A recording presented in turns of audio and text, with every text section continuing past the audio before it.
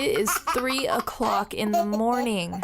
I guess Erin decided to start her day early today. Well, at least she's happy. But man, it's going to be a rough day with such little sleep. You'd think we'd be heading to a theme park with that level of excitement. In my personal opinion, the only reason to be up this early is if we are actually headed to a theme park. Well, we may not be headed to a theme park, but I do know a way that we could wake up and get a little piece of that theme park magic here in our living room. Dress Erin up as a wizard and pretend like we're riding on Forbidden Journey?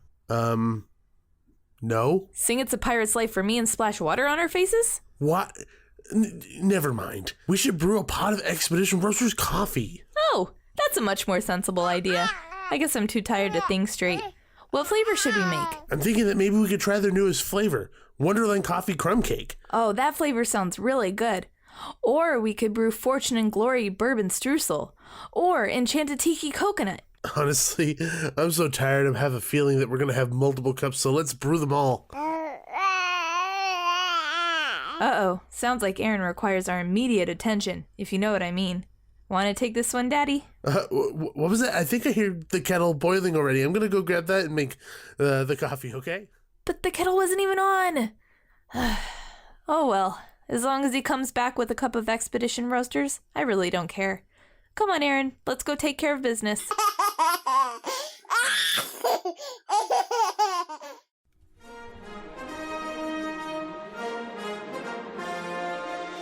Start your expedition today at expeditionroasters.com and use coupon code DUO15 to save 15% off your first purchase of Expedition Roasters themed coffees, shirts, and mugs. You can even get an art print of your favorite bag design. Brew your happy place. Expedition Roasters, an adventure in every bag.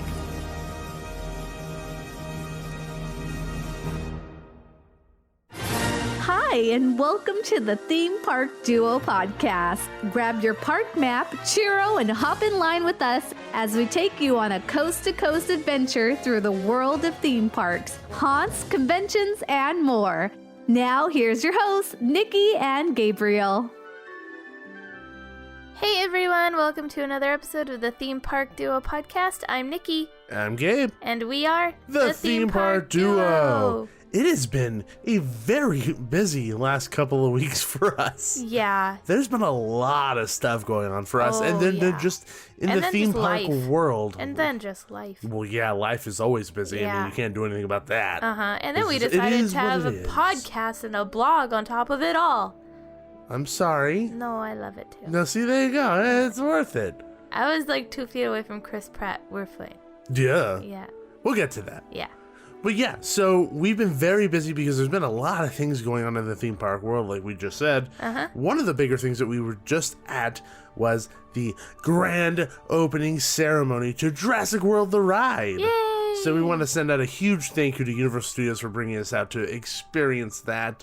As Nikki said, we were like I'm not even joking, like inches away from Chris Pratt, inches away from Bryce Dallas Howard, inches away from director Colin Trevorrow, inches away from producer Frank Marshall. They walked past us. Yeah, they were very, very close. Actually, I got to briefly chat with Frank Marshall, who, I took the moment to speak to him because he worked on Raiders of the Lost Ark, which is my favorite movie of all time. It like made your life. A little bit. Yeah. Just a little bit.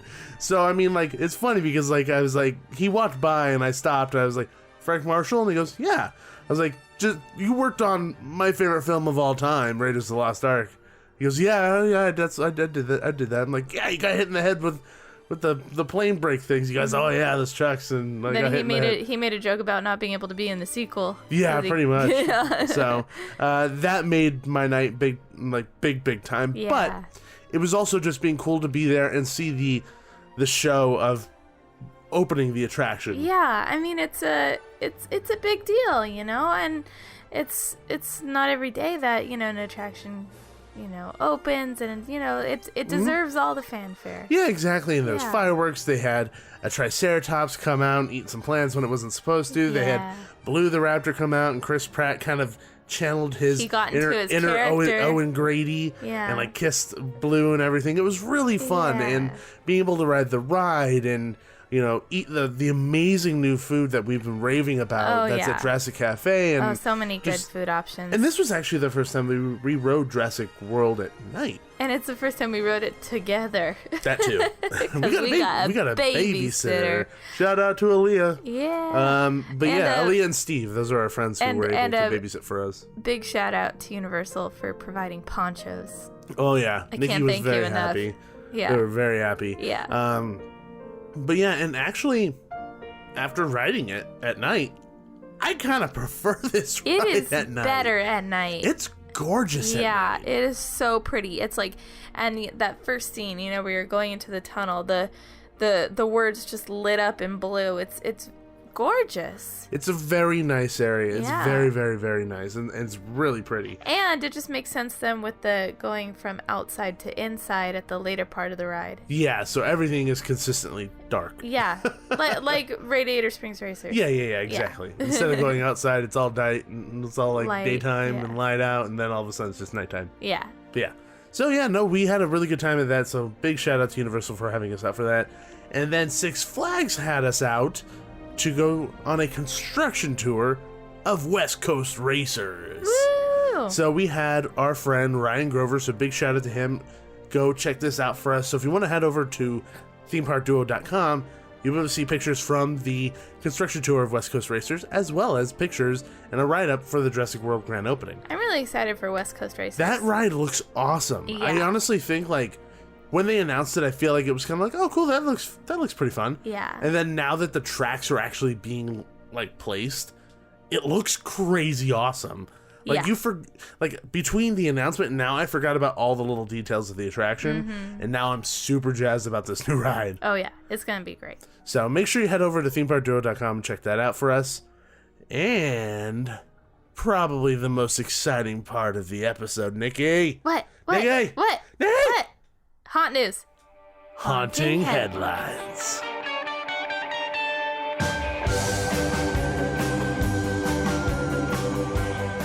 So, Nikki, what is our first amazing piece of news for the haunt season?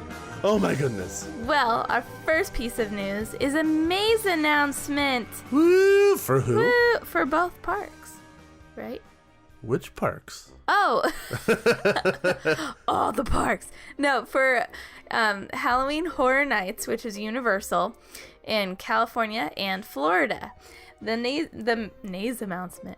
The maze announcement. Of corn. Maze. Maze. Just maze. M-A-I-Z-E. So Yeah, it's just corn. it's just corn. That's the announcement. I feel like That's why I was always confused why they called them houses. I feel like we've made that joke before. I don't think I've ever made that joke before. I feel deja vu.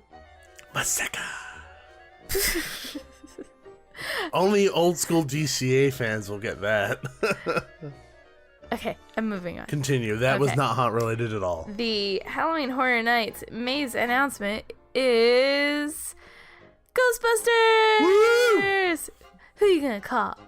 Ghostbusters! Ghostbusters! Bustin' makes me feel good. Okay, so the announcement says, for the first time ever, Sony Pictures classic film Ghostbusters is coming to Halloween Horror Nights. What'd you do, Ray?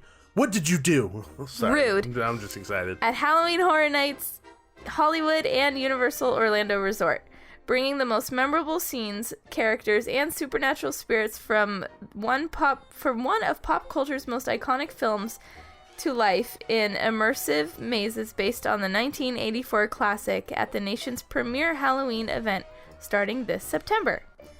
Ghostbusters has entertained generations with its comedic yet frightening tale of four paranormal investigators on their quest to eradicate supernatural threats from creating chaos throughout New York City.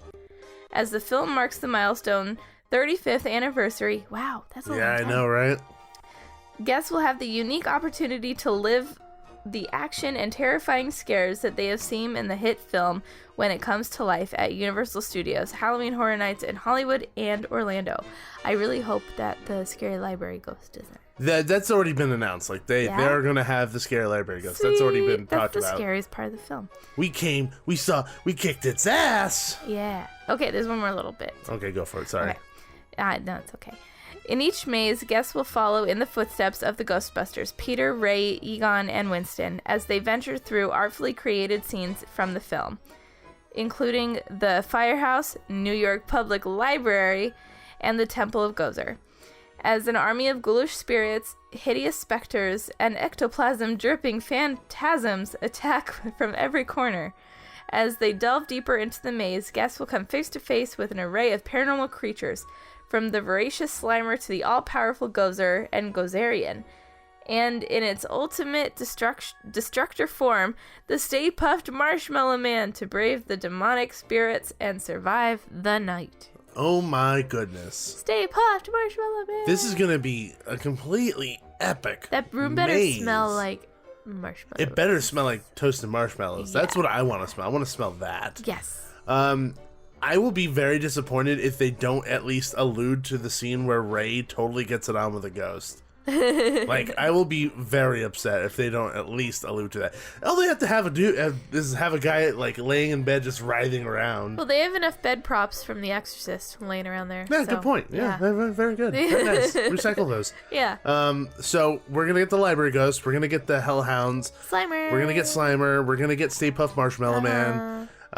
What are some of the things from the film that you're excited to kind of see come to life or want them to do? Library Ghost. Well, yeah. Slimer. Yeah. Are you just naming the things they have on their list? No. They have the best things on the list. I'm sorry if I'm repeating myself. One of the things that they didn't mention on that I kind of want to see is when Dana is in the chair. No, that's what I was about to say. Then say it. The fridge thing. Well, I wasn't talking about the fridge. I was Just purely... but the arms coming out of the chair. Yeah, the hands and the arms coming out of the chair. Yeah, Yeah. particularly that. Like, I would love to see that. Well, I wouldn't mind seeing like an underworld type, like, crazy space in a fridge. Underworld crazy space. What's a crazy space? No, yeah, I would love to see that. And honestly, like, if they can do it in some fashion, the end of the maze, you come out covered in foam. That makes it look like you're kind of getting covered with marshmallow. Maybe. You know what I'm talking about? They'd probably ruin people's clothes and people would get mad. I don't know. They do Snope for snow when they did it in Orlando for The Shining. Excessive Snope. Yeah, excessive Snope. Like, Yeah. seriously, they could easily do that. And people are just going to come out covered in Snope, and it's supposed to look like marshmallow. I think that would be super fun. Yeah. And one thing I'm really excited about, because I'm very musically oriented, and Ghostbusters is known for its major hit song. Mm-hmm. But for me, what I really want to hear is the Elmer Bernstein music. I'm actually playing that music underneath what we're talking about right now. You can't hear it because we're talking about it. But afterwards, I'm putting the music in so the listeners are hearing it right now. The Elmer Bernstein music from the film, where they're just kind of like walking around. Music, da-doon, da-doon, da-doon, da-doon, da-doon, da-doon, boom, boom, boom, boom, boom, boom, boom. That music. Yeah. I want to hear that in some parts. Like, maybe even hear it outside of the front of the maze. I don't want to hear the Ghostbusters music until, like, things get epic. I feel like you would lose the epicness of that music if you were to just play it on loop constantly in front of the house. Yeah. So this is a huge get for Universal Studios, and something that has been long awaited and requested and rumored for years. And this isn't the first time that Ghostbusters has been at Universal Studios Orlando Resort. Yeah? They had a Ghostbusters Spooktacular show there. Oh, it was a show? Yeah, it was a complete show. We should do an episode on it, because it'd be interesting to tell you a little bit about that one, because it was really cool. They used large Pepper's Ghost effects to create massive ghosts. Oh, cool. It was really neat and really, really well done. I mean, even then they had a giant Stay Puft Marshmallow Man kind of like animatronic face that kind of came up. So a lot of people are questioning whether or not that still exists, and if so, are they going to be using it for the maze in Orlando? Maybe. So there's that. And then also I believe that the Ghostbusters had a street show during Halloween Horror Nights. I don't remember. I'm not a master on Universal Studios Florida.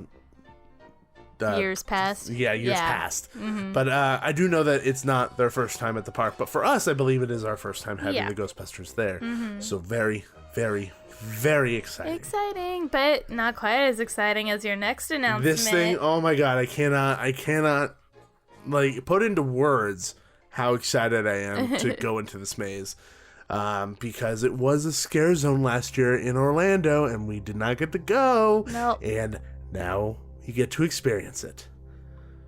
Metro Goldwyn Mayer's Killer Clowns from Outer Space lands at this year's Halloween Horror Nights in an all-new chilling maze at Universal Orlando Resort and Universal Studios Hollywood, bringing together the most twisted scenes and ghastly gags from the popular horror sci-fi film at the nation's premiere Halloween event. Based on the cult 1980s film favorite, The Killer Clowns from Outer Space, mazes will transport guests to the sleepy small town of Crescent Cove, taken over by a pack of murderous clown-like creatures. Guests will be lured by the smell of the sweet smell of cotton candy and ice cream and find themselves in an otherworldly circus tent where they'll come face to face with the crazed clowns and their sinister, side-splitting antics. As they make their way through the big top spaceship, guests will witness diabolical clowns making cotton candy cocoons from unsuspecting victims and will realize the joke's on them as they are next to become the gooey snack. Gross. Ew. From one shrieking clown to the next, the mazes will lead guests through the doomed community of Crescent Cove to an eerie amusement park closed for the season. Trapped in a terrifying funhouse full of killer clowns, guests will be left screaming as there's no stopping the twisted three-ring circus. Ha ha ha. And this one, too, is the music. Like, I want to hear the Dickies Killer Clowns from Outer Space theme. Yeah. And that one, I'm totally okay with it being on loop in front of the maze. I'm pretty sure it will be. Totally okay with that, because the theme for that, I think, would lend itself perfectly to inside the maze as opposed to the out front. Yeah. So, there's a lot about this movie that I think I'm really interested to see what they're gonna do with it. Yeah. Because there's a lot of really funny, interesting gags. There's a few things in my mind that I feel like are necessities to this maze. One is popcorn guns. I want to see them holding popcorn guns. I'm sure they will be. One is what turns out of the popcorn, which are those little clown heads that are on like springs that pop out of, like, they come from the popcorn. Yeah.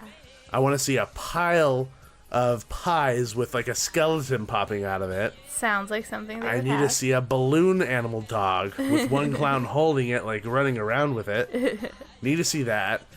There's just like a myriad of different things. Oh, if they could create the giant vehicle that they're using to vacuum up the cocoons around Crescent Cove. Oh, yeah. That would be epic. That would be epic.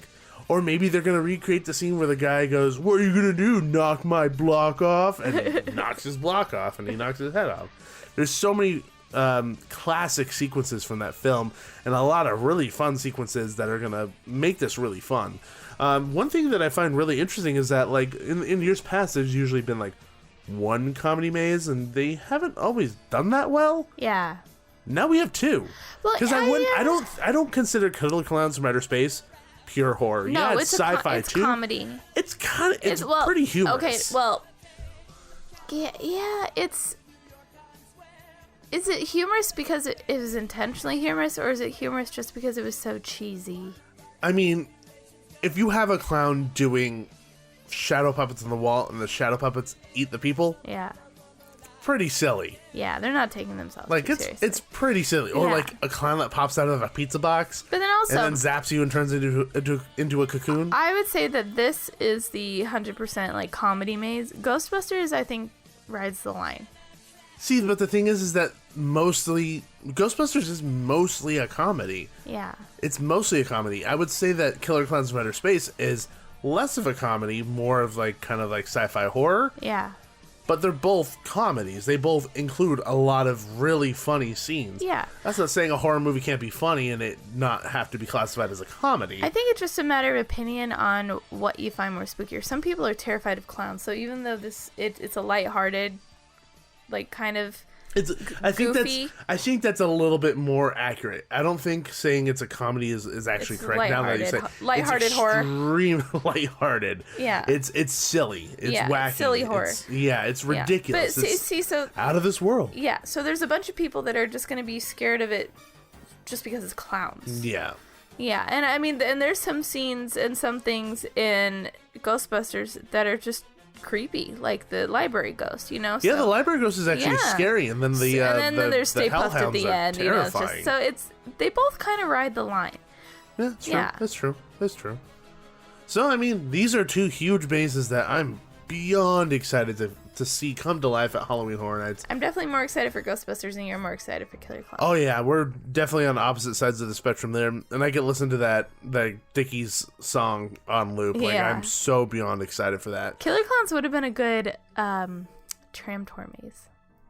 It would have been a good It would tram have been a tour one. really good Like one. them just taking over. That's Yeah. actually not bad. I wouldn't have minded that. Yeah, because then actually. it would have been like them taking over the town. It definitely wouldn't be scary though, and I feel like the terror tram can easily be scary if they do it correctly. Yeah. So I don't know. Yeah, just add chainsaws. I'm not expecting Killer Clowns to be unbelievably scary. There'll be scary moments. Like, more Yeah. like jumpy moments. I want to see Clownzilla. I want to see Yeah. Clownzilla. That'd be great. And then obviously, like I mentioned, I want to see like shadow puppets. Like I I'm really sure. hope that'll pop up. That'll be an easy thing for them to do. Yeah. Yeah, So- blank wall shadow puppets. There you go. Go. So those are the two new mazes coming to Halloween Horror Nights on both coasts. Yep. That brings us to the end of Haunting Headlines and to the main topic of the episode, Yeah. which we haven't mentioned yet. No, we haven't. Yeah, But, like always, they read it already. they read it already. So we were contacted by a listener of the show, and he sent us a message, and the message said, "Hey Gabe, not sure if this is a good idea for an episode of your podcast, but since you guys are SoCal theme park experts, which we aren't, we just know a lot, how's a SoCal theme park recommended itinerary / game plan for first-time visitors? I have 4 days of 4 parks, and they're going to Disneyland, Disney California Adventure, Universal Studios Hollywood, and SeaWorld. So that's exactly what we're going to do. Yeah. We're going to take this advice, and we're going to do what we aptly called I have it written down right here, SoCal Theme Parks for Dummies. Based on the books. We're spoofing the books. We're spoofing the books here, guys. Yeah. We're not calling any of you dummies. No, none of your It's just dummies. It's a play. for the people who may not have come to SoCal that often, who haven't really visited Disneyland or Knott's or Universal, which they're not going to Knott's. Mistake. Big mistake. That's for their next visit. I would have switched out SeaWorld for Knott's if I were them. Okay. I have opinions too. You have opinions too? Well, Yeah. we're only going to be talking about the parks that he mentioned, because these are the ones he wants to hear about. No, we're talking about SoCal. SoCal. SoCal. I'll talk about If we SoCal, wanted to give guys. him our advice, we could have just written him an email True, good or a point. message. This is for our whole audience, so we will be giving general advice, but also giving specific advice to him. And we're gonna be skipping Legoland 1 because I've no, never that- been there. I can't give advice. Okay. I know a lot of families with kids in like the 2 to 5 to 7-ish range. And personally, we can just start off with this. This doesn't have to be a part of the main Boom, here topic. you go. We're starting. But yeah, but like I think we will be here in a few years.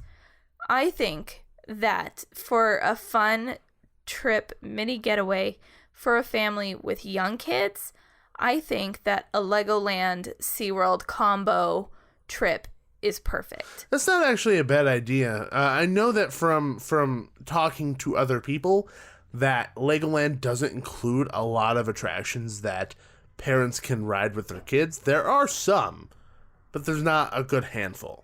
Most of them are kids riding things. And that's fine. That's fine. Honestly, for kids that age, that's what you need. Yeah, it might be right up people's alley. And then kids can like go and just play with Legos for hours. They would do that. Or see the Lego built cities or drive Lego cars City, made of yeah. Legos Yeah, and there's all that just kind some of stuff. shit. Like, and it's like the Legoland Hotel. I just have a friend who booked a room there, and it's they said it usually went for $400. They got it for $200, and it's kind of like a room with like a separator for the living room area, but it also is a bunk bed for kids, and there's like a Lego table, like, you know, so it's catered There's for a lot of kids. cool stuff. Yeah. Yeah. So if you have young kids, we haven't experienced it, but I would recommend the Legoland SeaWorld San Diego fun trip combo. Yeah, I think that's actually a really good idea. And then SeaWorld is like educational / fun. And Legoland just recently opened up Ninjago, which is kind of a family attraction as well, which is like interactive, and you're supposed to like do ninja Like moves. Fruit Ninja. Yeah, almost. Yeah. No, it's not Fruit Ninja. Like, you're doing ninja moves and it throws things. So imagine Midway Mania, but instead of pulling a string, you're doing a movement, and the movement makes things go up on screen. Okay. Yeah, so it's kind of like that. Yeah. I might be 100% wrong. I've already said haven't been to Legoland. We haven't been there. So it's hard for me to definitively say that. Yeah. SeaWorld, we've been to. We Yes. know what SeaWorld has to offer, and we actually enjoy SeaWorld a lot. I actually personally think that this is like one of the perfect places to go for a kid who likes to be hands-on. Yeah. Because there's a lot of those little wading pools like kind of sporadically put around the park. And there's like a whole... As soon as you walk in the park, the first thing is a whole bunch of pools where you can just touch like starfish and sea things and... Yeah, well, that's what I was saying before I was rudely interrupted. No, but you said scattered throughout the park. There are a whole bunch scattered throughout the park. There are, but there are also a whole bunch centrally located in one area. You're just saying what I said. No, I said something completely different. No, you didn't. You said what I said. Audience, was Nikki right? Vote now. Put Twitter poll. Vote Twitter. Why are you putting Twitter polls of everything? I never do it. I want to reach out to the people. Twitter poll, was Nikki right? Did I say something different than Yeah, Gabe? well, you create that Twitter poll. I'm not going to do it. Okay, I will. Go for it. You do it. Okay, you do it then. I will. One of those little pools I really like that are in the front of the park, those little fishies that come out and they kind of like start munching all the crap off your hand. They eat your dead skin, yeah. Eat your dead skin. I remember like walking up, I put my hand in, like 3 came over, and I was like, well, that's kind of lame. And I look over, and some kid had his hand in. They were all in his hand because they were like eating the Cheetos off. Because the kid had a bunch of crud on his hands. Yeah. So yeah, that's so like hey, perfect for kids to put their hands in. If you want your kids' hands to be super clean, just stick put them it in a fishy tank. And then wash them after. That is not an effective way to clean your children's that is not germ-free at all. No. But, okay, so that's fun and hands-on. But you can touch the starfish. You can put your hands in. You can touch wasn't there rays too? Yeah, the rays and that kind of stuff. Yeah. Speaking of rays, they have Manta, which isn't like Manta in SeaWorld Florida, where that one is a flying coaster. This one is just pretty traditional. It's launched. But it's actually a really fun coaster. It's fun. It's we not really bad. liked it. I had a good time. Yeah. So they have that. They have the gondolas that kind of go outside of the park bounds and over the water. That's really SeaWorld's fun right too. next to the ocean, so you go over the ocean. I think that's a great part of it is just how picturesque it is. It's very picturesque. Yeah. It's actually very beautiful. Yeah. And then they also have Journey to Atlantis, which is kind of like a water coaster. So that's super fun. That thing tripped me out. That was pretty cool. You did not feel safe on that. No, I did not. It's anxiety just thinking about it. Okay, it goes from like a steel track to an elevator to a water ride. There's just too many things going on. Too many variables. Too many X factors. Too many moving parts. Something is gonna give eventually, and I don't want to be on that elevator when it does. Tower of Terror of Atlantis. That is the real Tower of Terror. Okay. And that has a really good drop too. That's actually a pretty good drop. Okay, no, for all my misgivings, it was a fun ride.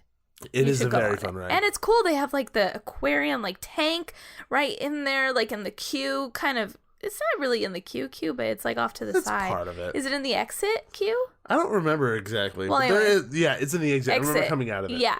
So there's just a whole bunch of cool random like aquariums just scattered, and it's everything's so pretty. And then there's the shows like the dolphin show and and all the interactive like special extra things. If you have a few extra bucks and you want your kids to experience something that they're really gonna like, do one of the extra experiences, like meeting the sea lions or we did that. That was super we did fun. meeting the sea lions. That was totally worth the money. Spur of the moment. We're I don't like, remember hey, how much it was. I think it was like, honestly, for both of us, I thought it was $100. You think, I want to say it was like 40 or 50 per person. Yeah. But oh man, was it worth it? You got to pet them, you got to feed them, and they brought out different sea lions. But the thing is that depending on the temperament of the sea lion at the moment, you may not even get to meet them. You might just see them. Well, the thing is that these sea lions are rescue, and they're training them, and like part of you seeing them is part of the trainers getting to learn how they deal with certain situations. So by the way, just 2 seconds. I don't want to interrupt you like crazy, but I don't want to get like a whole bunch of people like, SeaWorld, blah, blah, blah. Like, I don't want any of that. Yeah. They're literally saving these animals' lives. They would die if they weren't here. Literally, if they didn't have these sea lions in their captivity, they would die in the wild. Yeah, and the only one, and they are rehabilitate and release. Mm-hmm, and the only ones they keep are the ones that cannot be released. Yes, exactly. Yeah. So I just wanted to preface everything with that. We know that SeaWorld is a hot topic. We liked it, and we found it to be not that bad. I wanted to make a Hot Topic store joke. So all the killer whales go there to get their ear studs. Nikki doesn't think it's funny. All the sea lions go to get their pop vinyls. Bombed. Yeah. Not on SeaWorld. No. Just on your jokes. Yes. Well, Anyway, it was very super cool cute. being able to meet them. They're adorable. I remember the main one that we met, she was kind of going blind. She had cataracts. Yeah. So they always said, don't come at her at a certain angle. Just pet her from this way. Yeah, just how she's used to being pet. And I remember there was a particular one that they said that they rescued from the coast of Mexico or something. He had these giant teeth. Yeah. And I remember tossing him a fish and he just munched on it and blood just went down his face. This sounds very violent, this experience that we did, but it's actually very cute, and everything is safe and it's fine. You know what actually was a really cool part of that is when the tour started, we had to meet near one of the backstage entrances. Yeah. So we all met there, and they actually walked us backstage in order to meet the sea lions and that kind of stuff. But we walked by some of the porpoise pools or like the dolphin pools. Yeah, there's a dolphin. And a dolphin kept popping his head out. Hey, how you doing? And looking at us as we walked by. He kept putting his head up and like, hey. What you doing over there? Hello. Yeah, that was really cute. And making noises and stuff. Yeah. That was super cute. Yeah. We got to see them working on a bird. They were rehabilitating a bird. Because there is a little animal hospital back there. Yeah. Yeah. So there's more aspects to it than just like, here's a sea lion, pet it, feed it, that's it. Because ultimately, like, SeaWorld is more than just a theme park. It's also an active, living, like, animal rehabilitation and they save animals' lives like crazy. Preservation center. Yeah. And the theme park is just a part of their way to make money so they can do more. Yeah, pretty much. So it's all good, people. I mean, there's some stuff, but it's all good. Mm-hmm. What they're doing now is all good. And recently they have opened up 2 new attractions since the last time we've been there. 2 new coasters. One of them is called Electric Eel, I believe, and that one is like that one of those crazy ones where it like launches you a little bit, you go back, and then you launch again, you go even higher, and then you launch backwards, and then it's like this giant like circuit. I'm down for that. And then there's another one where it's I don't even know what to call it. It looks like a giant figure 8 where it's just continuously going. Oh.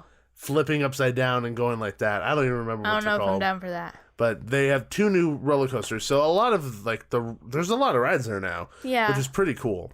I would say if you're going to SeaWorld, it really depends on what you guys want to do. Mm-hmm.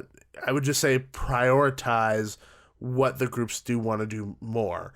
So if you guys are more ride oriented, I would definitely prioritize the rides because those lines can get relatively long. Yeah. There aren't a ton of rides there. But you could also have a perfectly fine day just doing all of the more zoo-ish Yeah, type like things. looking in the tanks, Yeah. seeing the dolphins, seeing the killer whales, seeing the stingrays, like all that kind of stuff. There's touching plenty. all the little creatures. Yeah, and there's seriously Yeah. plenty to do there where you guys are just interacting with creatures and touching them and watching shows. Yeah. So that it's not always just about the rides.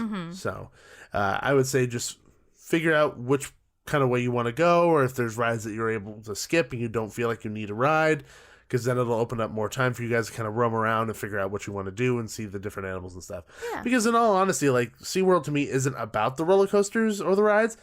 It's about the animals. Like that's Yeah. why I would want to go to SeaWorld. I want to see the animals. Like that's why, like, unlike Animal Kingdom, I feel like people go to Animal Kingdom to go on the rides. Yeah. They're not there to see the animals, Yeah.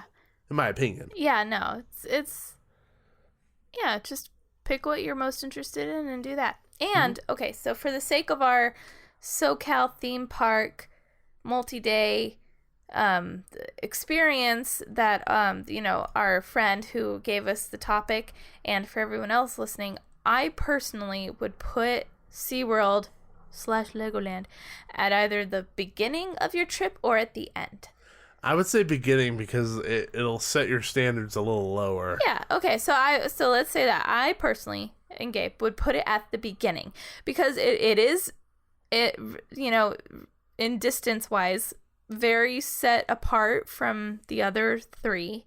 And I'd say about an hour and a half. yeah, it's the most out of the way, and it's the farthest south. The farthest? The farthest. It's the farthest south. So, you want to start down there, work your way up towards LAX. Pretty much. Yeah. Go from the south, go to the north, Yeah. and end at Six Flags. And it's Six Flags, yes. Six So- Flags, you're slightly past LAX. So that's kind of our thoughts on SeaWorld and Legoland. Yes. After that, we come to Six Flags, the coaster capital. Yeah. The thrill capital. Six Flags is It's a much more... it's more of an amusement park than a Yeah. theme park, Yeah. but this is where you're going to get the crazy roller coasters that you don't get anywhere else. Yeah. And this also is kind of set out of the way. Yeah, so It's so about Valencia an is hour. pretty It's about an good hour distance. north of Anaheim. So, it's a little bit Plan out of the way. accordingly. Yeah, so it's another one that's kind of out there, but it's worth it if you love roller coasters, if you have like maybe teenagers or adventurous slightly older kids, who are tall enough to ride. I wouldn't say this is a good park for kids who are younger. No, because there's nothing for them. Well, to I mean, do. there are there's a little there are- toon area. There's Looney Tunes areas and Yeah. stuff like that. Like there's many roller coasters and many rides for kids to do, and there are some shows to see, but a Not to majority fill of a whole what day. but a majority of what Six Flags has to offer is giant roller coasters. Yeah. That is what they are known for. If you, like Nikki said, if you have the preteens, if you have teenagers, if you have older people who want to go on big thrill rides, this is the place to go. But also, they have the water park. They also have Hurricane Harbor, correct? Yeah. They So do have Hurricane Harbor is attached. You can buy, passes where you can go to both. You can choose one or the other. So maybe if you have younger kids, someone wants to hang out with them in the water park while the other kids go on the roller coasters, so there is maneuverability there if you want to do both. And if it's hot, you might want to buy the ticket for the water park too. Yeah, 'Cause, definitely. It could get pretty intense out there in Valencia. So, and I know that you've been to Six Flags with using the Flash Pass. If it's busy, I would recommend it. And you can feel it out, when you get there, see what the wait times are like. Because this is a upcharge thing. Upcharge. Isn't like Fast Pass where it's just, hey, I'm gonna walk up to this ride and put my ticket in, it's free. Yeah. You actually have to pay for it. Yeah. And there's a tiered pricing system based on how many you want to ride in a certain amount of time or something like that, right? And I think the cheaper one is just fine. You can get on plenty, and the rides are spaced out, so you have to walk from one to the other. So I think it's perfectly fine. In all honesty, I don't think I would want to ride more than like 4 coasters in an hour anyway. Exactly. So I think the lowest tier, express whatever pass that Flash Pass is perfectly fine, and it gives you time to chill out in between. Get lunch, cool off, see a show, and I think it's really, really worth it if it's a busy day. Like the day I went with it, we wouldn't have ridden anything without it. But if you're going in the off season, because now Six Flags is a 365 day park. It's open every single day. I would say that if you're going during the off season, you might not need it. The percentage of it not being crowded is on your side. Yeah, so if you go midweek, yeah. Yeah, it's probably not going to be crowded if you go midweek. If you go on the weekends, it will be a little bit more crowded. If you go on a Friday, something like that.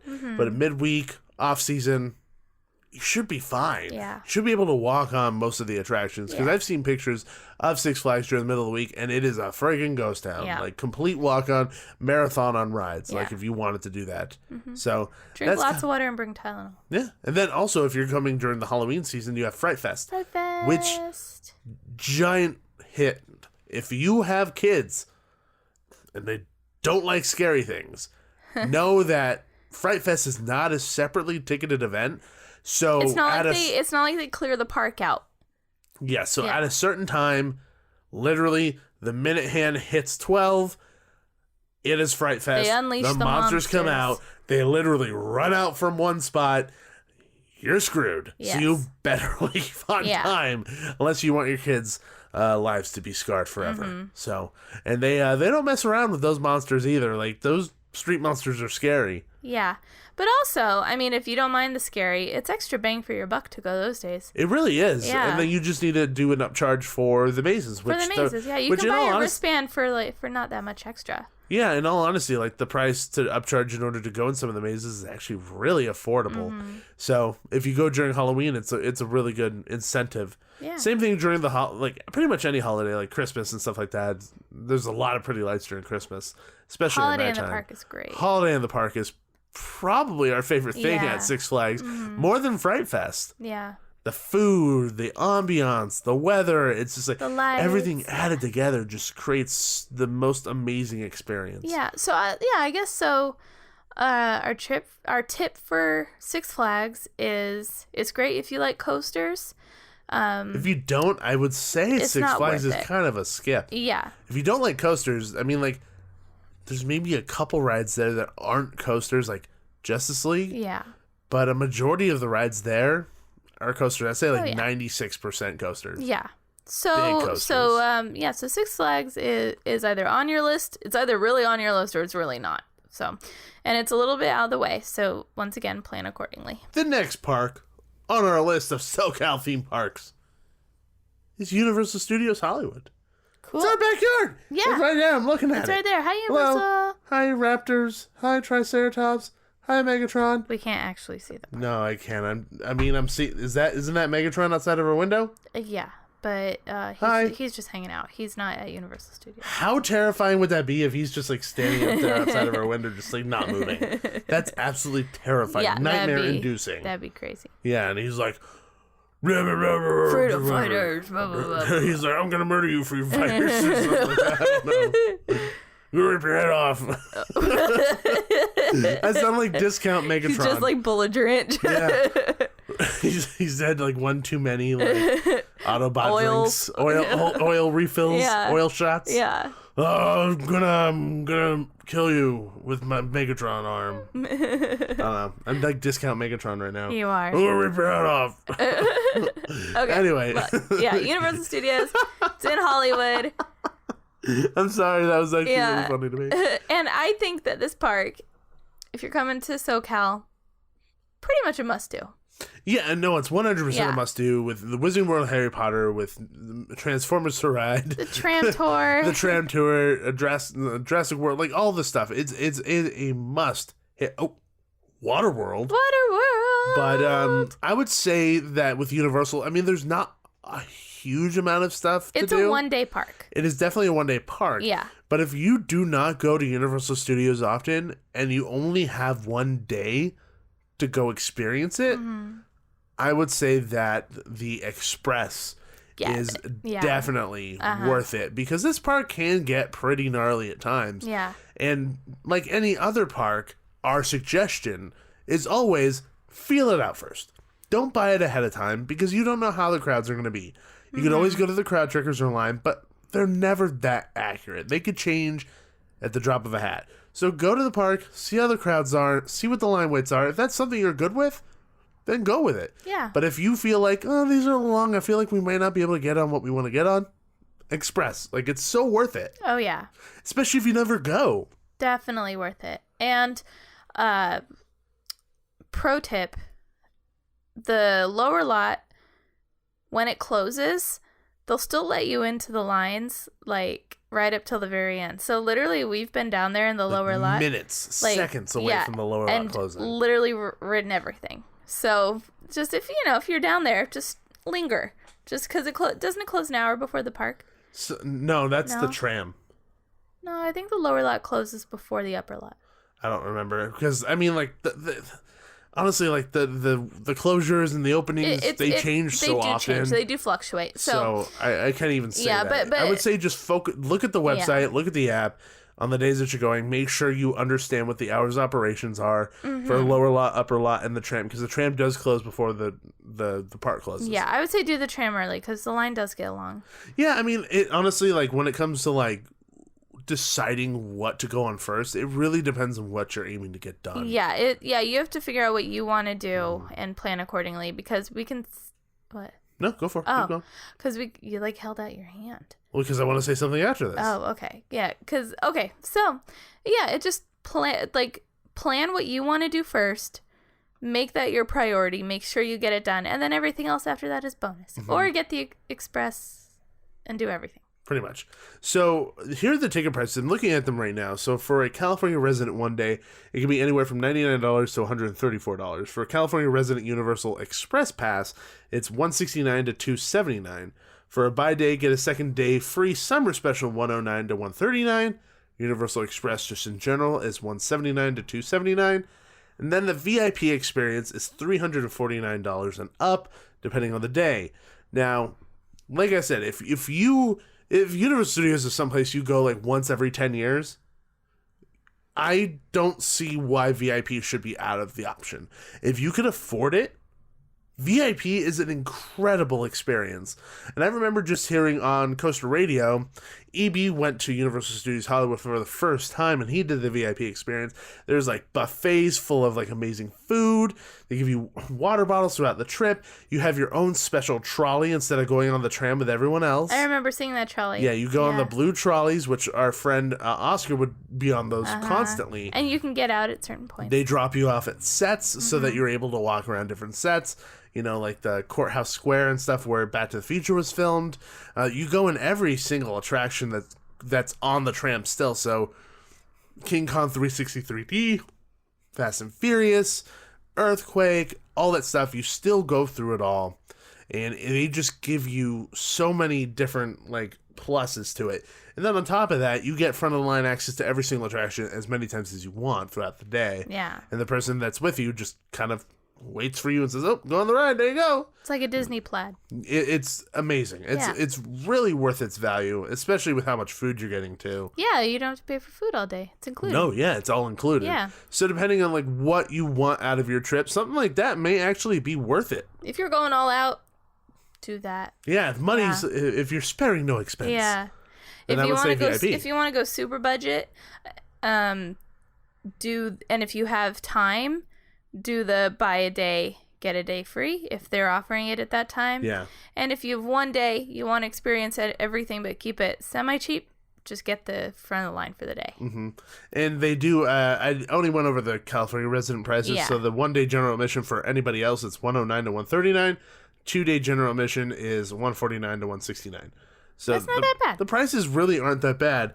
And then if Universal is really the only place you're going to for like a week, which I can't imagine you would, because Universal, in my opinion, like we had already said, it's one day park. Like you don't need to go multiple days. Yeah, depends on how slow you're going. I would say 2 at the max. Yeah, but if for some reason you're going to Universal for like a week, it might be worth your money to actually get like a season pass just for the time that you're there. It just really depends. So when it comes to like the actual attractions, like Nikki was saying, like going to the tram first, it really depends on what you're trying to get out of the day. Like if you have like a group of huge Harry Potter fans, you're gonna spend a lot of time. You're probably gonna want to go to Hogsmeade first.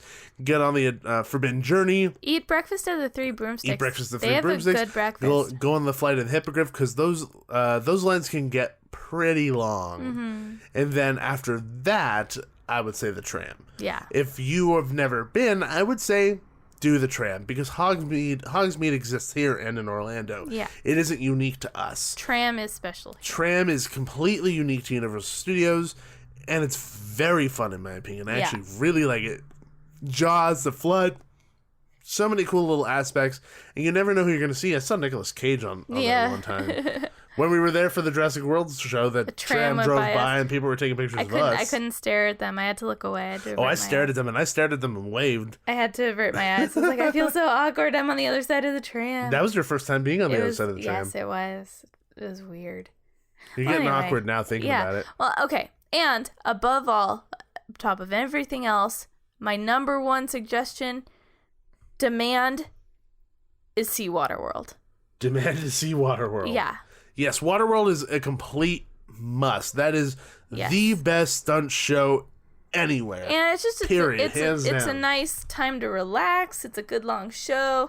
If it's really hot, sit in the splash seats, and it's just awesome. Fair warning, when we say like wet zone splash seats, it's more of like soak zone, soaked to the like bone. You might as well have jumped in the water. Like you might as well just bring like a change of clothes. Like you are going to get completely soaked. A poncho will not help. Because they'll aim in the head hole. Yeah. Into there. They will literally, if someone down there was wearing a poncho, I feel like they would just pull the poncho out and just pour a bucket of water down them. Yeah, I'm sure they would. They are ruthless. It's hysterical. Yeah. So That's why I sit in the regular if you seats. are sitting in the splash zone seats, I think they're green. There are no rules. Pretty much. Yeah. And then also, for a lot of these theme parks, something that I do want to bring up because we utilized it recently, a lot of these theme parks have like a parent swap, child swap pass that you can use, which we utilized at Jurassic World when we rode it. So if you have a kid who is a little bit anxious about riding a ride, who doesn't know if he wants to ride, you can go in line, ask for the child swap. Or if they're younger, too young. Or if they're too young, too short. You can ask for the child swap, and so when you get off the ride, your partner in crime, whoever you're with, can then jump on the ride while you wait with your child. Yeah. So that's very, very helpful. I would also say utilize single rider a lot. Yeah. So single rider for Jurassic World wasn't so bad. It took me about 20 minutes, and the wait was like 210 minutes. Yeah. And then Transformers, you get almost right on. Every single time it's been like split second, just like on in a heartbeat. The Mummy for that matter.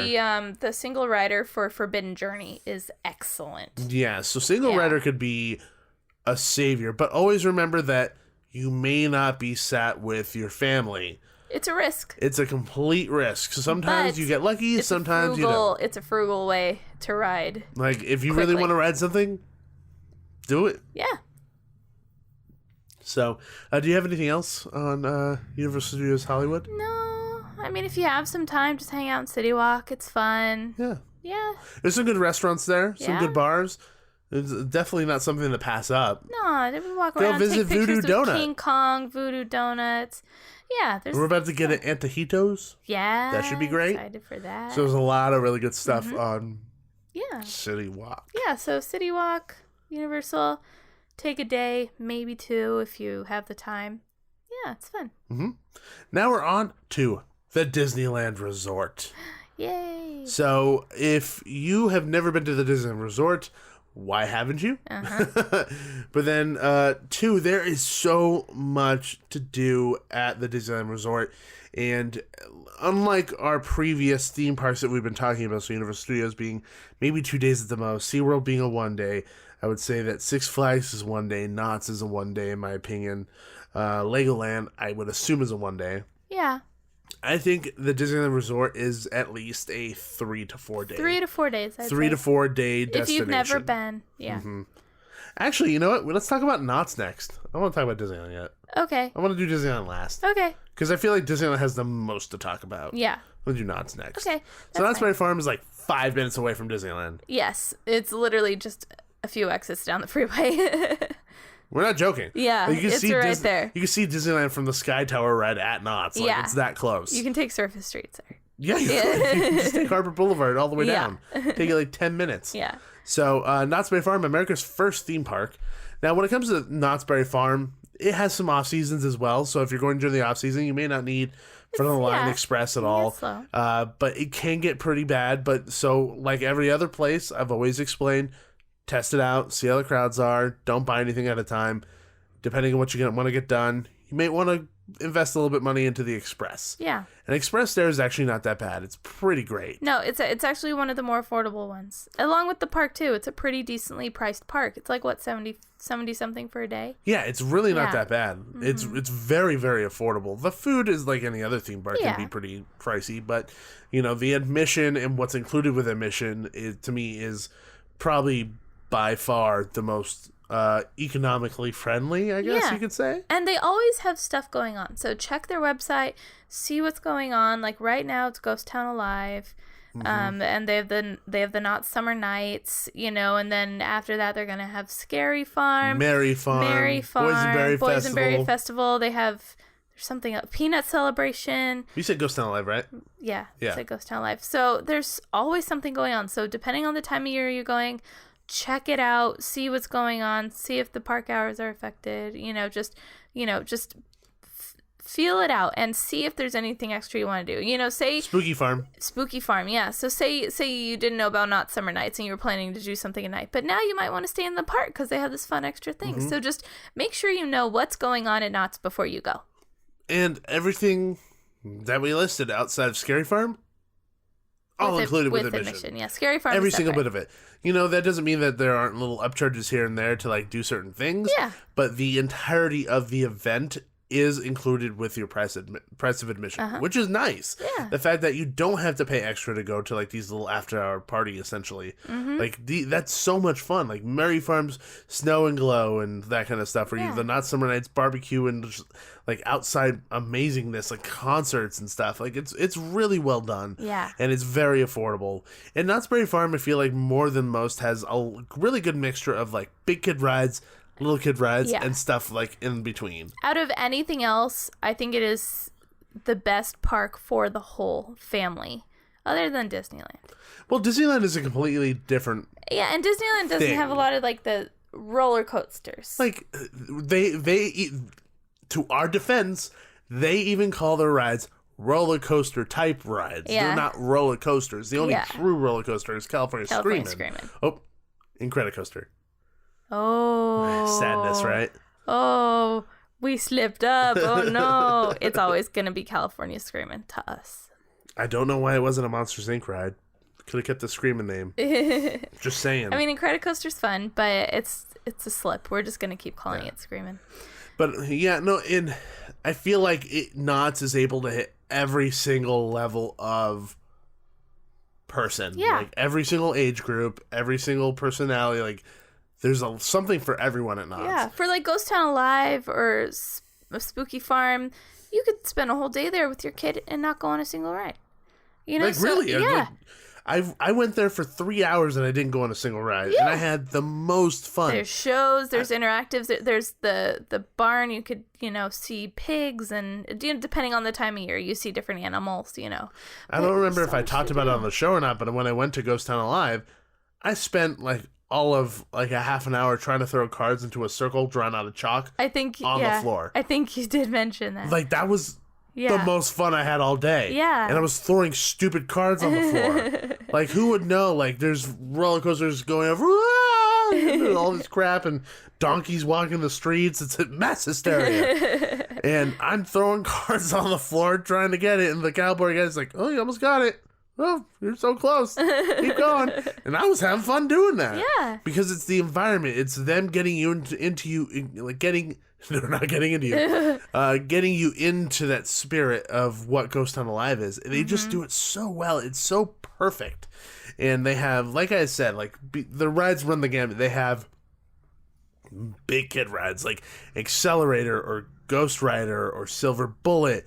Then they have a little bit of a tamer roller coasters for people who are looking for thrills but not huge thrills, like Montezuma's Revenge.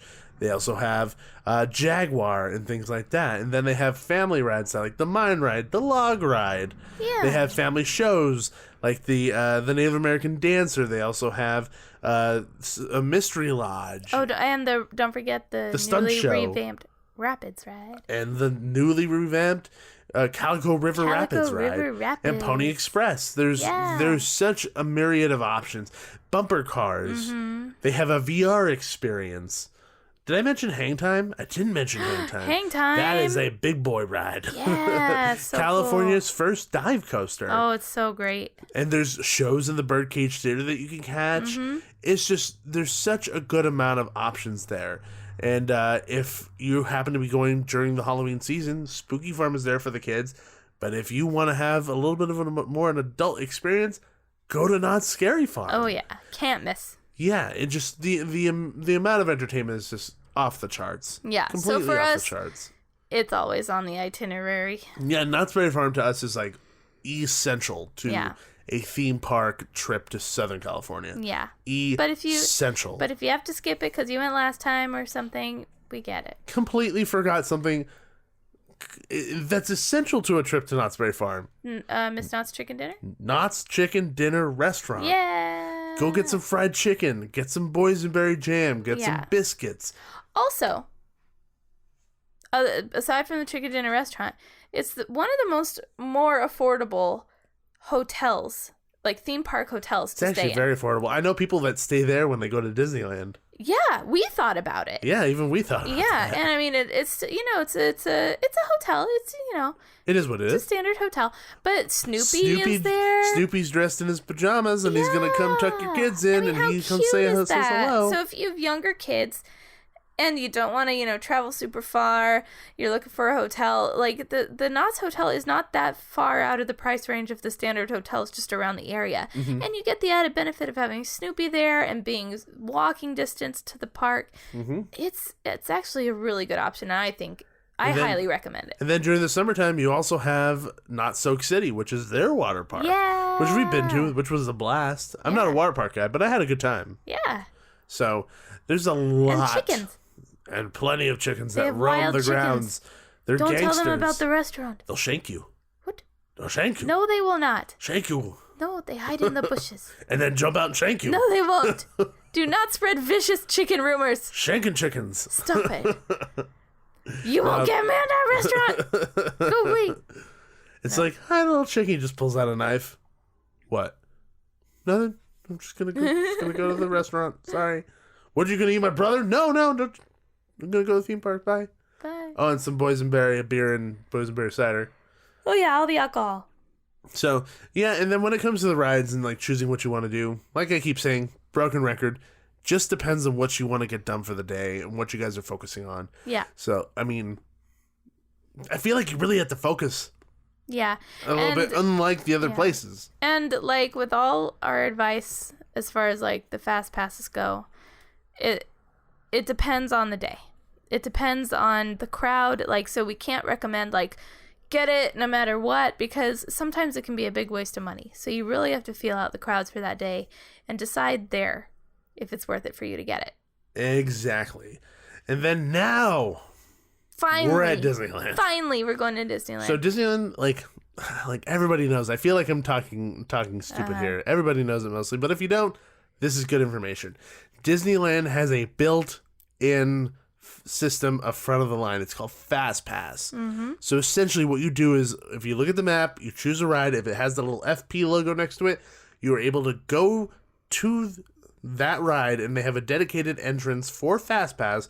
You put your admission ticket into that Fast Pass location. They give you a ticket, and it tells you a time to return between an hour. Like it'll say, like, come back between 12 and 1. You have to show up between that time. They'll put you in a special line that's shorter, and then you get to go on the ride. Mm-hmm.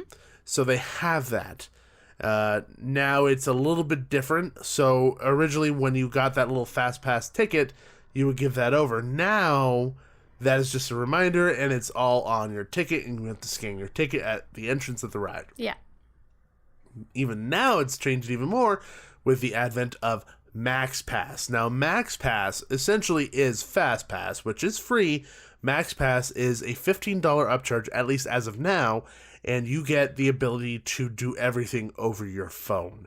So instead of, like, at the opening of Disneyland, you're like, okay, we have to run to Space Mountain, you could literally just do it on your phone right there, right then, without having to break a sweat. You just have to be in the gate.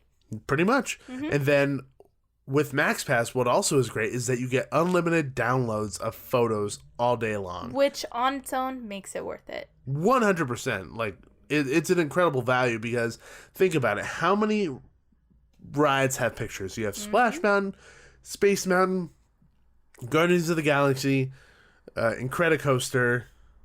Is that it? That's 4 rides with pictures. There's more, I think. There's gotta be more. Yeah. There's gotta be one more, right? No, that's it. And then on top of that, you have all the photographers around the park. Yeah, loads of photographers. So I'd say, but see, that's still even with just the rides. That's 4 rides, and then the pictures can cost like $20 each. Yeah. I mean, with one, you save your money.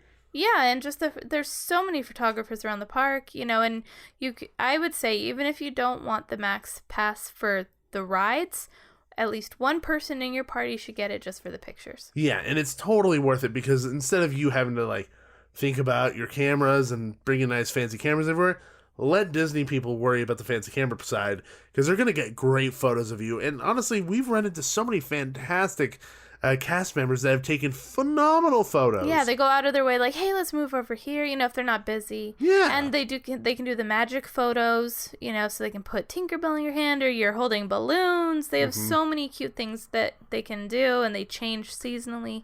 So I would definitely recommend at least one person getting Max Pass just for the photos, if nothing else. And as we said, Disneyland Resort is a 3 to 4 day park. It just depends on how you kind of traverse everything. I would say Disneyland itself is 2 days flat. Yeah. Like, that's the least you could spend there if you're not going that often. I'd say at least spend 2 days. I'd say you can do 2 and 2, like 2 in one park, 2 in the other. I personally would probably do 3 in Disney, 1 in California Adventure if I had Fast Pass. See, I would do 2 and 2, or I might even just do, like, if you only have 3 days, 2 and 1. Like, I would not do Park Hopper. Yeah, no, I'm saying like no Park Hopper. Yeah, we never recommend Park Hopper. But no, I was saying like if you had like 4 days, and if you have oodles of money, you can stay on property. Oodles. The hotels are very nice. That you have access to the pools. If you have a day off, you could go to the pools. Downtown Disney, you can go have dinner. It's very nice.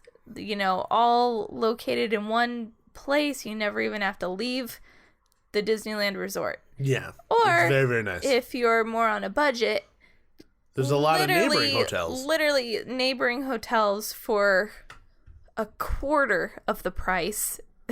Yes. And equidistant, if not closer to the main gates. Honestly, some of them. I think, some of them are closer. Yeah.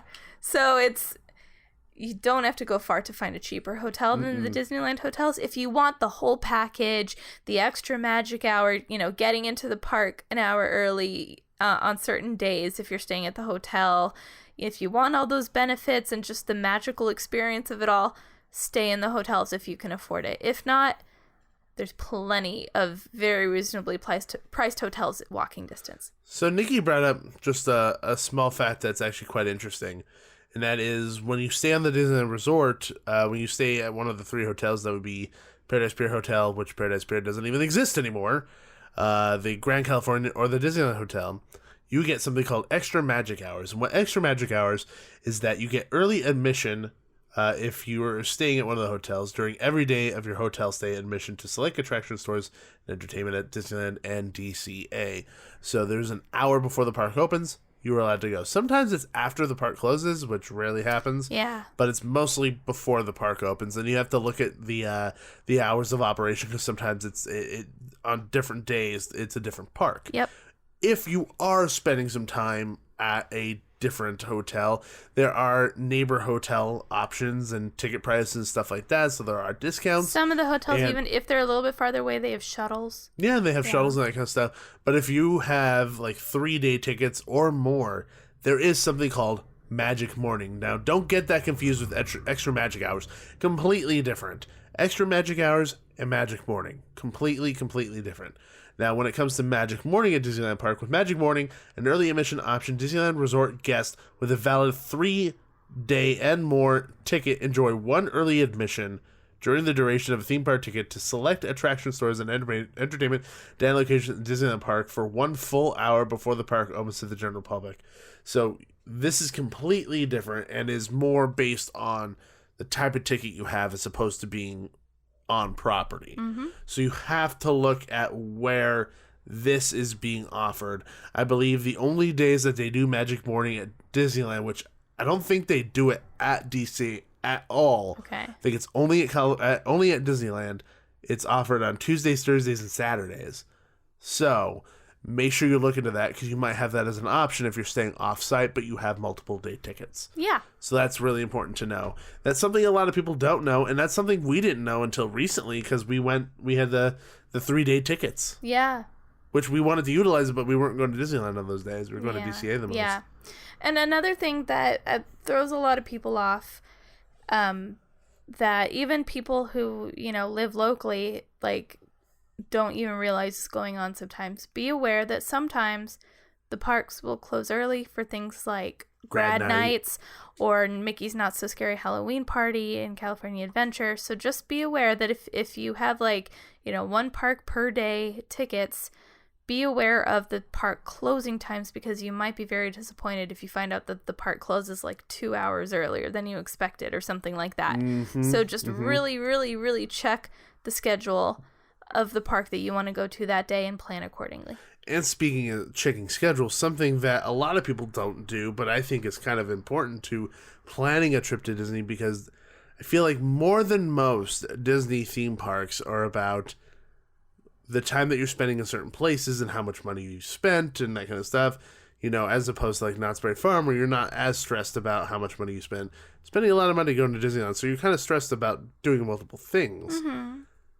When you're planning your trip, look to see what the blackout days are for annual pass holders. Yeah, Disneyland, you want to go on a day where a lot of annual pass holders are blocked. So Disneyland is a majority of annual pass holders. That is where the crowds are from. So if you have the ability, choose days where only the higher tiered theme park goers can go in. So that you'll have a little bit of an easier time with the crowds. I mean, that's not saying if you go during summer or winter, it's going to be insanely packed because it's going to be because those are during the breaks where everyone's off. Yeah, but that makes a lot of sense. But we just experienced this summer. A lot of the annual pass holders were blocked out for the majority of the summer. And it's been a ghost town. It was a ghost town.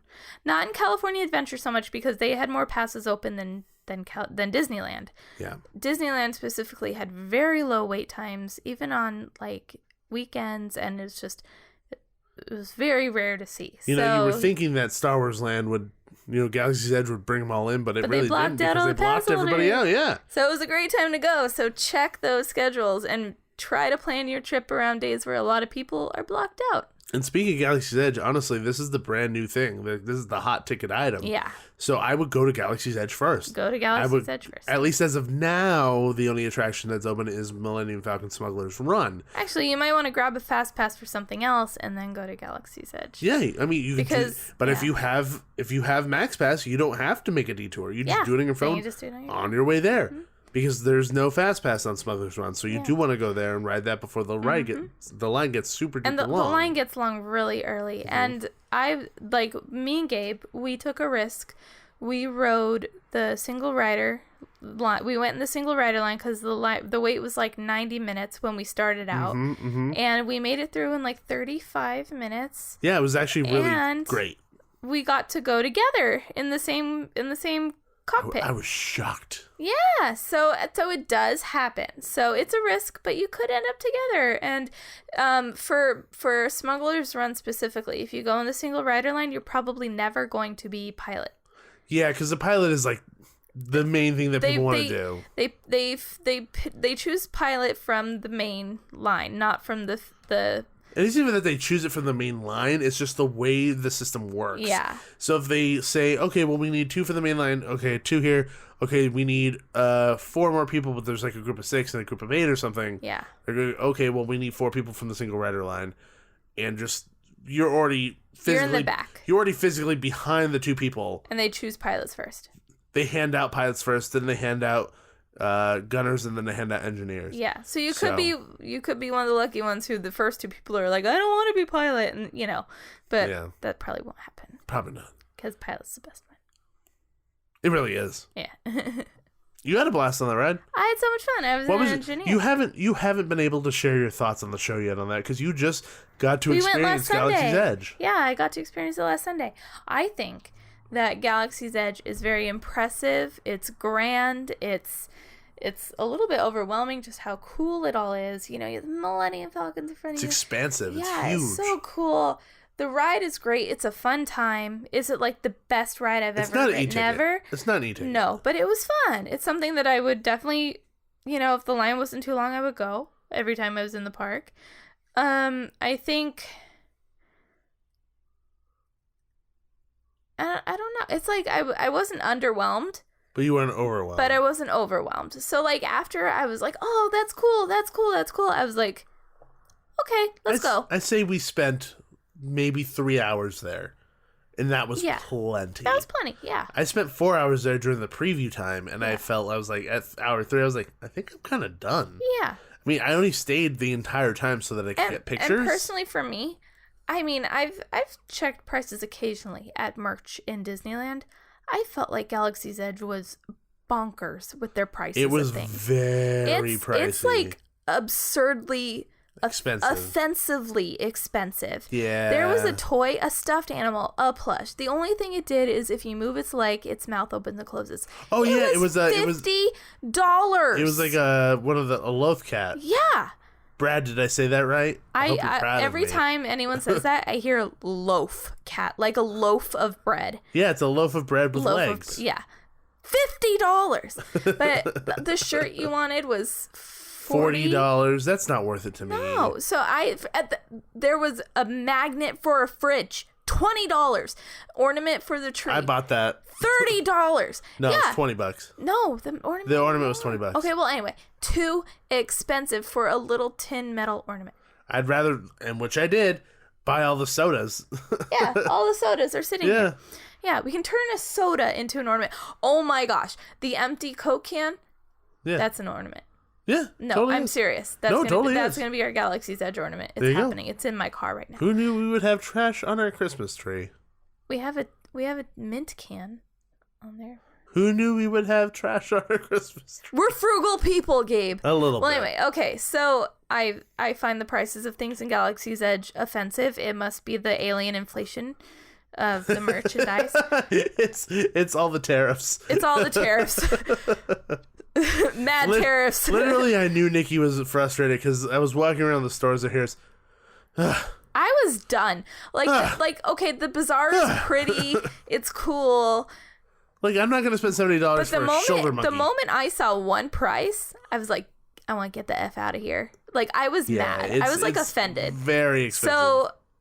That's not saying, it's also not saying that Disneyland in general isn't expensive. There are affordable things you can get at Disneyland, in my opinion. No, I mean, go on Main Street. You can find dozens of souvenirs. Amazing souvenir that we literally just did for Aaron. The silhouette. $10. Okay, so there's a little shop on Main Street. It's hidden in all the other big shops. It's a little silhouette shop where literally it's like tiny. A sardine can. It's really small, but it's just one guy. It's attached to a bigger sitting store. there with like a scissors and a piece of black paper, and you sit in front of him, and he cuts your likeness, your silhouette, out of the black paper, and then puts it on a nice mat, and you can buy a frame.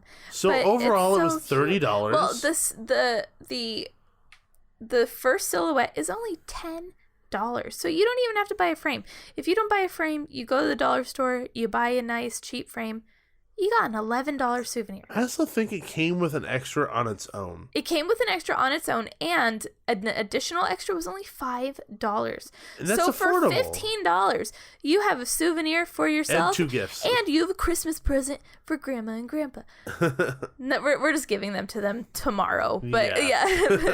But it's so cute. And we have a little memory, a little snippet of time of Aaron at Disneyland at 10 months old, and it's so cute and such an affordable souvenir.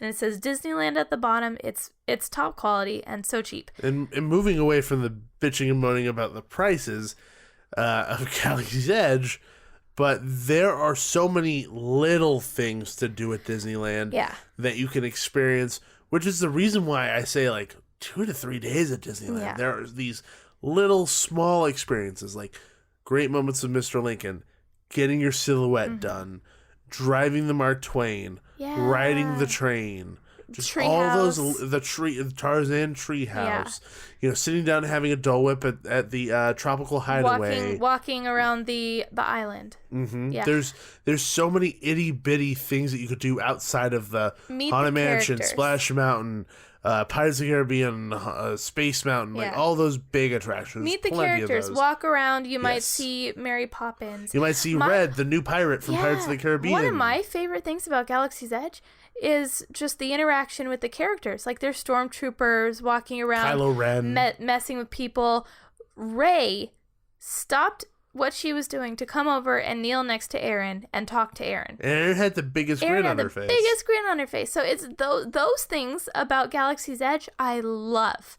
The interaction, the immersiveness. Walking around, you hear like ads for Oga's Cantina or like DJ Rex or something. The sound tracking, you can hear the ships flying over. Yeah. I mean, all of that is great. Like Galaxy's Edge is so impressive. I can't even stress it enough. And you go further on, and it's like more wooded area where you get to where the other ride is going to be eventually. It's so pretty. So it is wonderful. Spend a few hours there.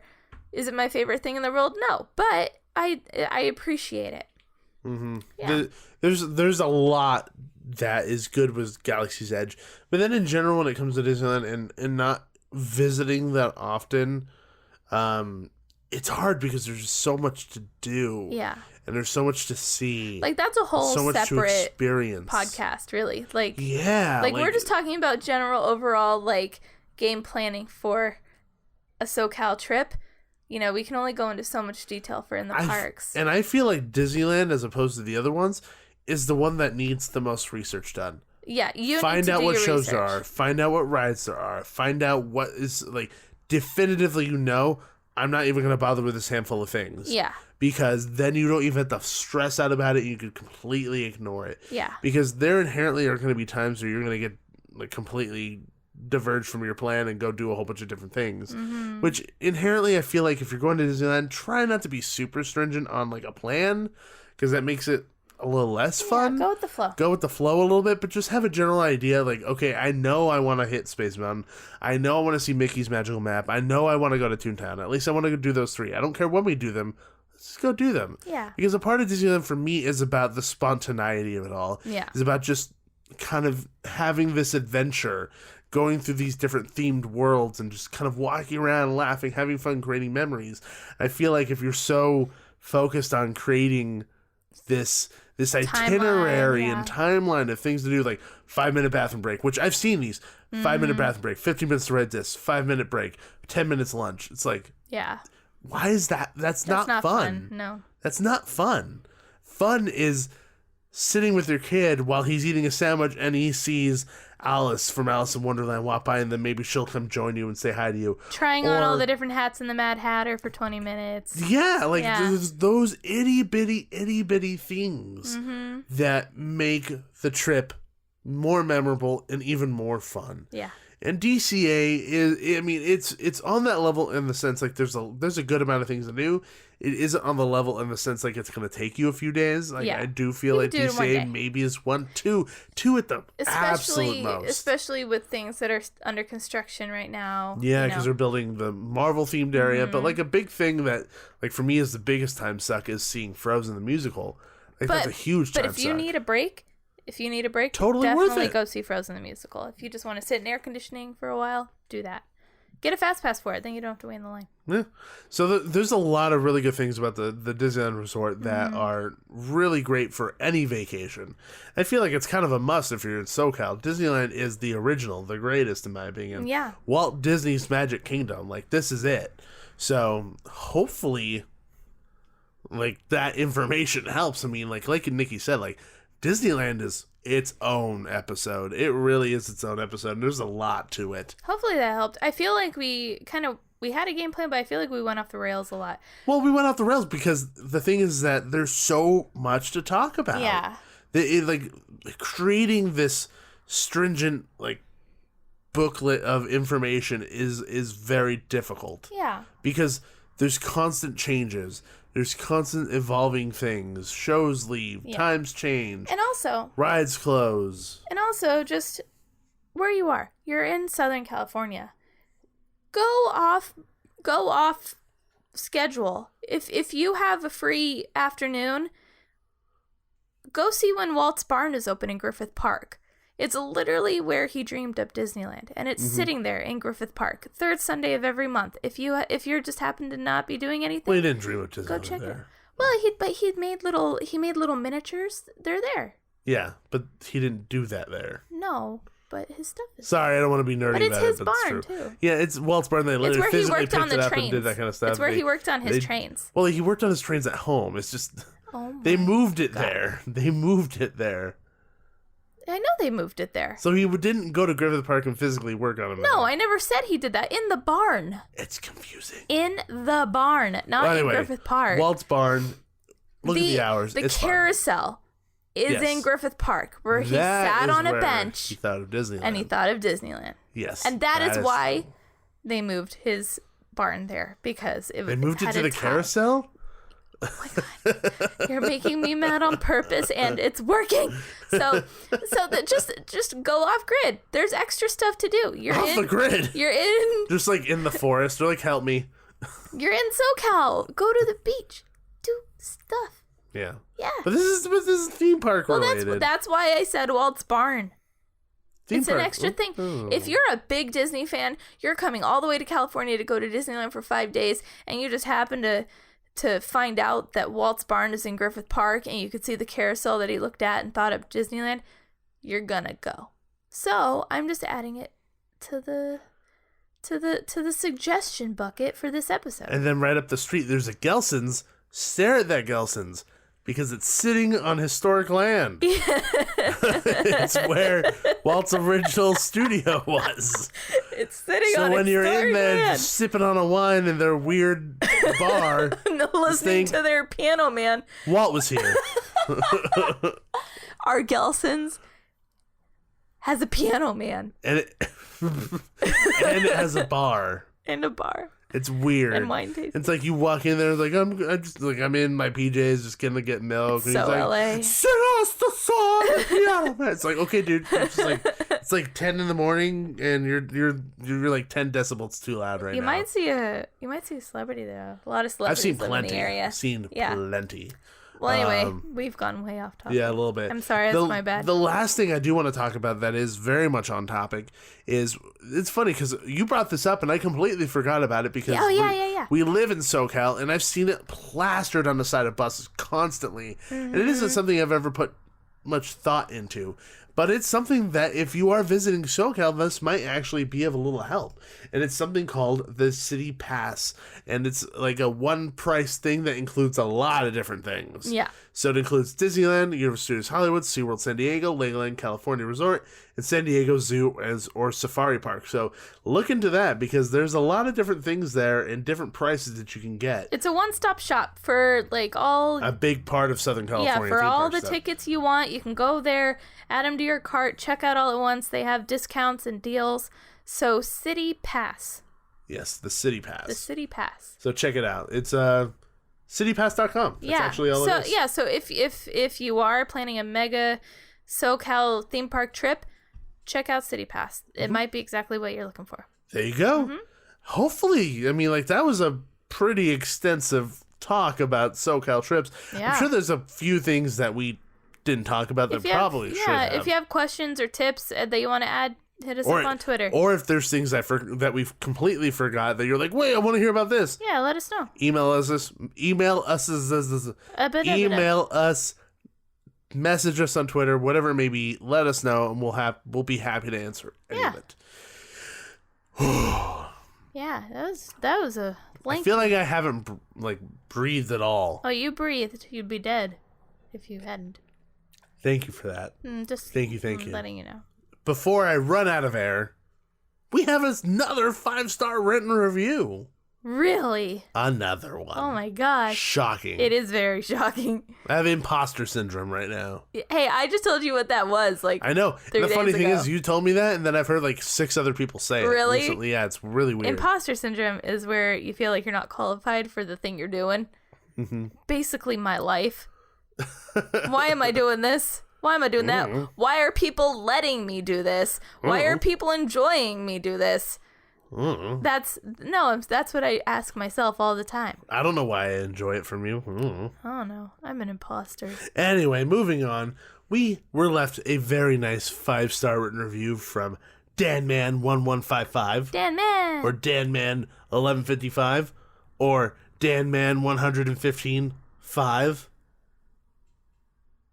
Yes, those are all the different ones. I don't know which one it is. Anyway, the title of it is Amazingly Fun. I heard about this podcast from GGA Scream Grinning Hosts, which, by the way, fantastic show. Shout out. Make sure you check them out. And decided to give it a listen.